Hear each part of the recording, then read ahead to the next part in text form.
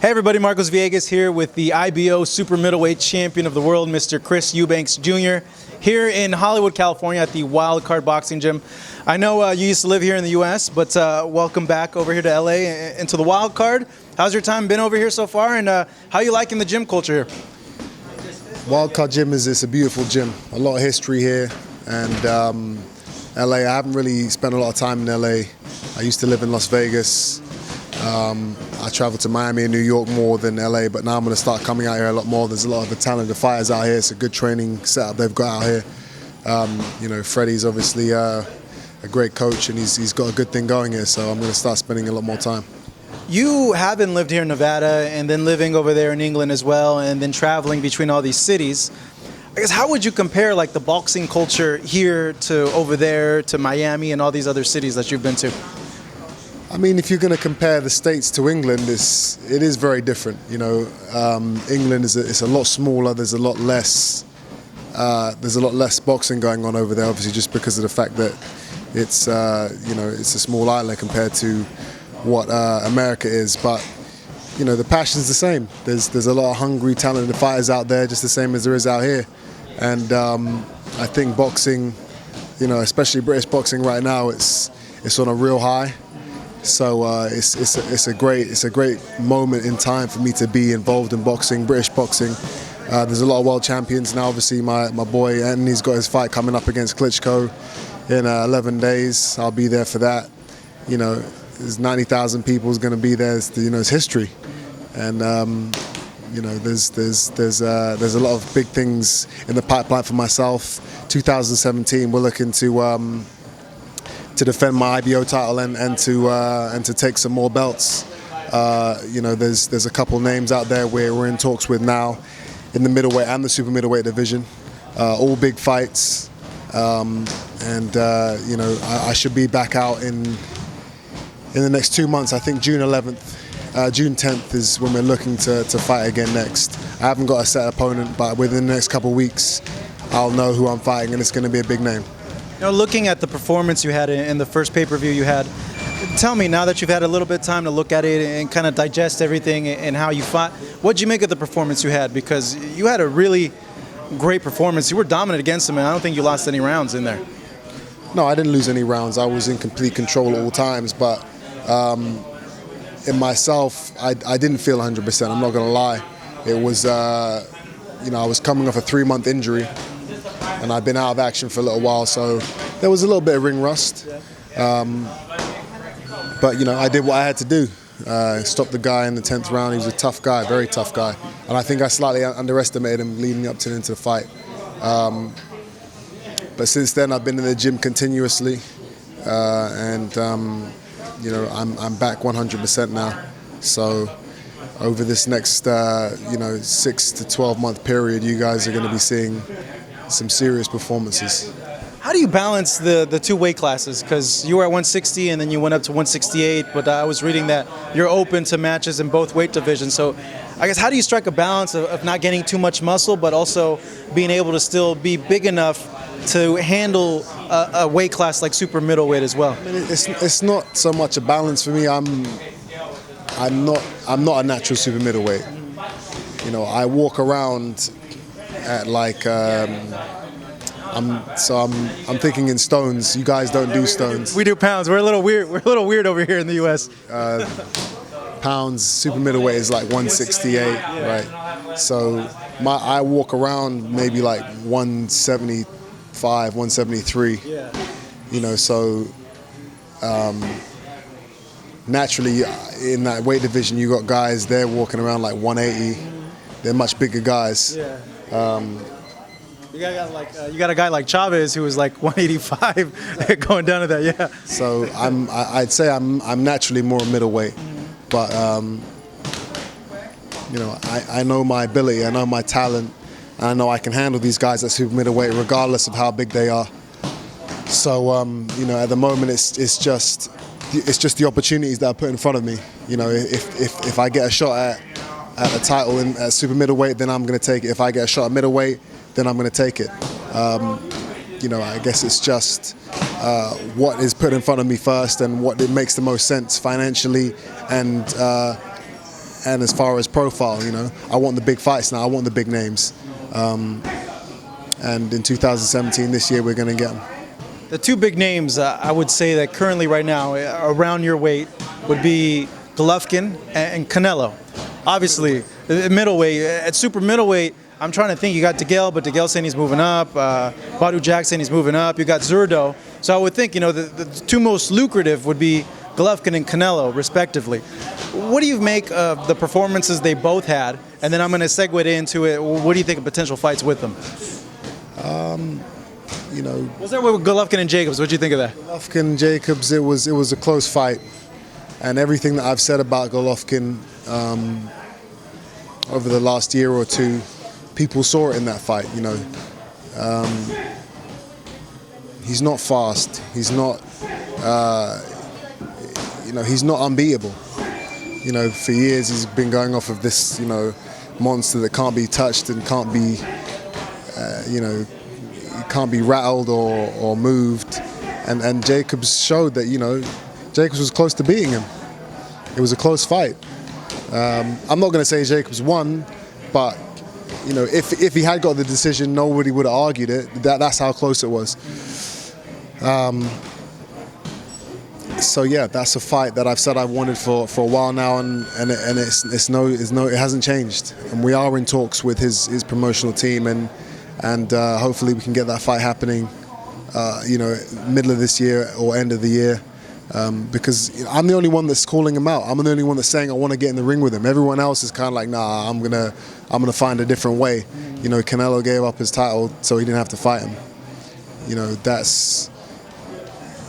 That's unacceptable in my opinion. I still can't understand how he did that, but he did it, and now they're saying there's a potential fight, but will it happen? Who knows? All I know is I'm ready to get in the ring with all of these guys.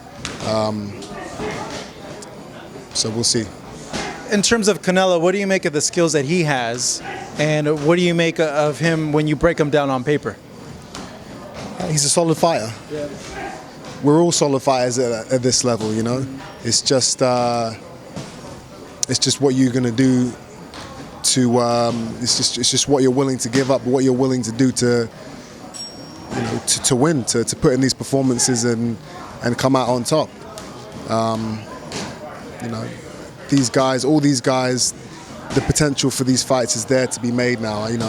I'm one of the biggest names in boxing, and these guys, they're businessmen. They want money. They want to be in the ring making as much money as they can, and so that's why these fights are going to happen. I have my world title, and I have the profile, especially in Britain.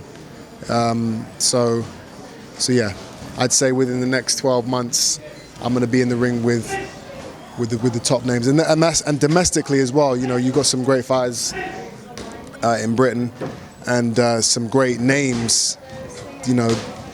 Especially in the super middleweight division. A lot of people want me to fight.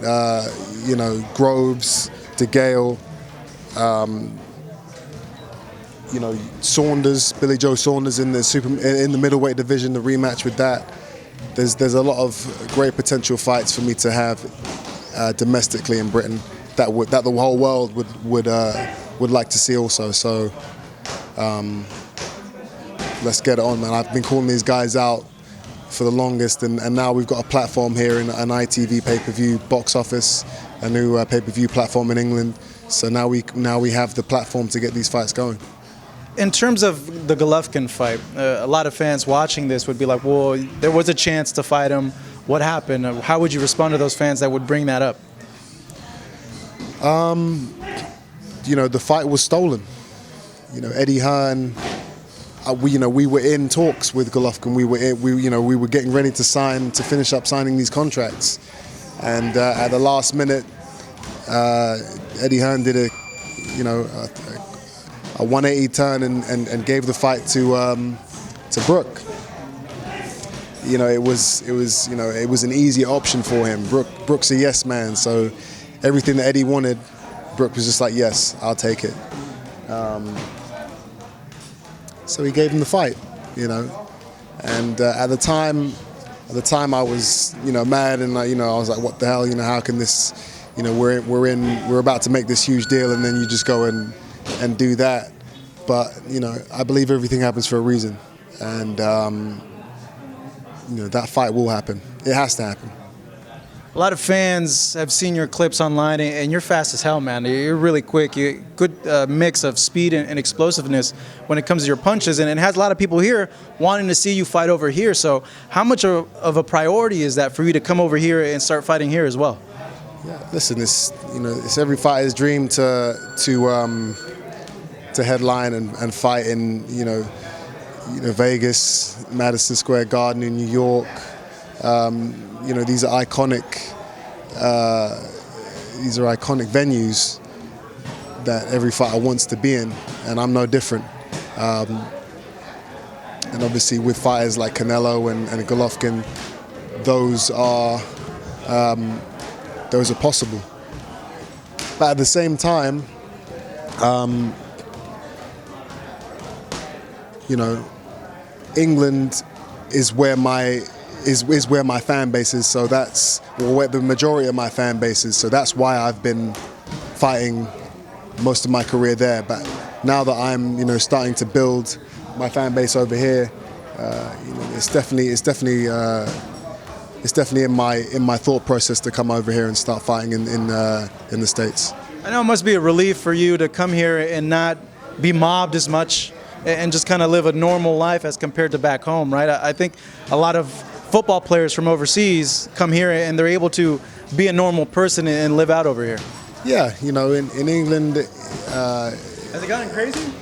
I mean, yeah, everywhere I go, it's, you know, I'm taking pictures, autographs, and, you know, I'm a very well-known person over there. Over here, it's, you know, it's just boxing fans that know me, and, you know, maybe people follow me on Instagram and stuff like that, but it's a lot more relaxed. So it's nice to be able to just go out on the street and just go to clubs and stuff and just hang out without people always. Yeah. So that is nice.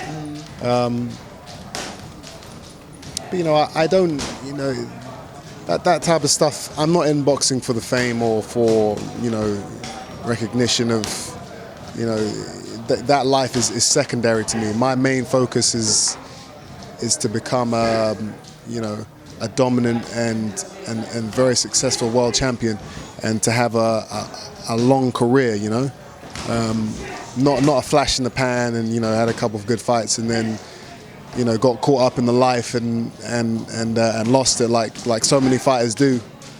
That's not me. You know, I'm in it for the long haul. I'm in it to create a legacy, just like my father did. For you, at the end of the day, in terms of creating that legacy, what do you think you have to do in order to cement yourself the way you want to cement yourself? I have to do what every fight has to do. You have to fight the best. You have to beat the best, and you know, and you have to perform. It's not good enough to just get in there and do the bare minimum. You know, you gotta win the hearts of the people. You know, you've got to put it all on the line at all times. You've got to give 100%, and that's my fighting style. You know, even when I'm winning, I'm fighting like I'm losing, and the fans appreciate that.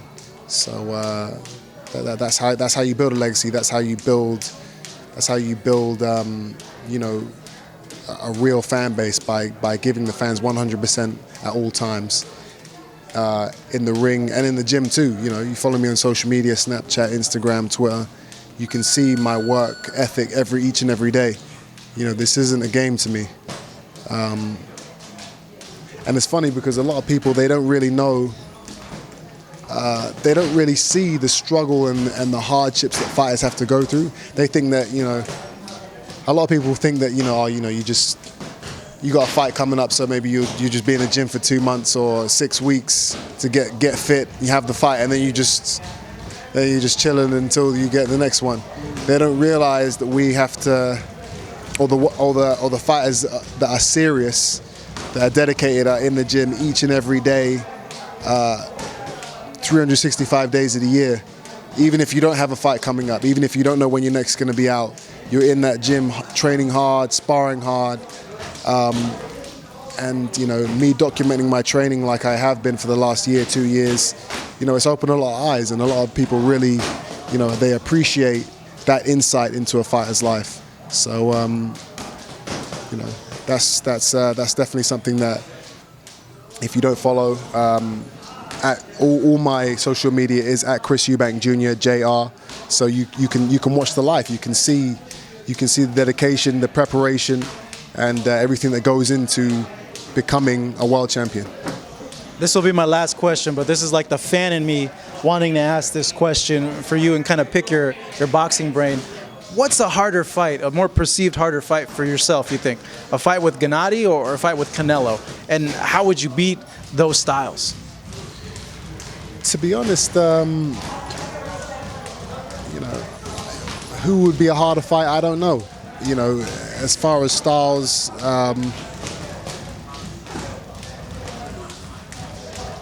they both pick their punches. They both rely on power. I think with both of them, my tactic would be to go in there and just bring them hell on earth, to bring war to them, because they're, especially with Golovkin, you know, fighters have been going into that ring mentally defeated already. You know, they don't even think they're going to win, or they're scared to even try and push for that win, just because of all the hype and everything that everyone says about them. You know, they're mentally, they're like, you know what, I just want to get in there and survive. I just want to make sure I don't get hurt. For me, it's like, I don't care what you've done. I don't care who you are. I'm going to come in there and I'm going to do what I need to do to win. And I'm going to push you as far as you can be pushed until you break, or until I break. But you know, I'm never going to lay down. I'm never going to go into survival mode because I'm intimidated or because, you know, I'm afraid of getting knocked out. So with both those fighters, you know, you just bring the heat, and I believe both of those fights would be amazing fights for the fans to see. Certainly, it'd be something that it would be must-see TV, and I know there'd be a lot of fans that would want to see you match up against either Gennady or Canelo Alvarez. Hey, Chris, thank you so much, man. It's great chatting with you. Great meeting you. June 11th, right? You come back. 10th is when we're that's not official, but that's when we're looking to get out again. All right, man. Well, I'll be watching. Thank you so much. Here with Chris Eubanks at the Wild Card Gym in Hollywood, California. This is Marcos Villegas. Thanking you guys for watching us over here at Fight Up TV.